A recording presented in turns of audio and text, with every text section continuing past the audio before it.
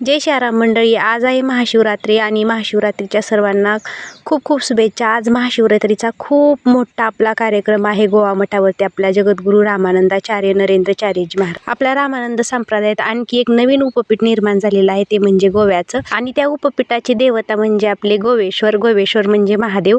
गुरुमौलींच्या कृपेने आज गोव्यामध्ये लोकार्पण सोहळा चालू आहे, म्हणजे कलशारोहणाचा कार्यक्रम चालू आहे आणि लाईव्हच पाहत होते, परंतु आपली साधनाही आहे। आणि चला म्हटलं साधना झाल्यानंतर आपण आणखी दुपारी बघू शकताय। मग चला म्हटलं व्हिडिओ पण एडिटिंग करून घ्यावा, कारण बरेच दिवस झाले आपले व्हिडिओ काही येत नाहीत। आणि इकडं आमचं चाललंय बघा आपले पेरूतल्या फुलं कळ्या तोडायला। खरं तर सांगू का तुम्हाला, हा व्हिडिओ न बऱ्याच दिवसाचा आहे, म्हणजे की गुरुवारचा आहे। व्हिडिओचं थोडंसं मागं पुढं होत। जे आपल्या पेरूच्या बागेत आपण गहू विस्कटून टाकलेला आहे, गहूही खूप छान आलेला आहे आणि पेरूच्या लाईनीही खूप छान आहेत।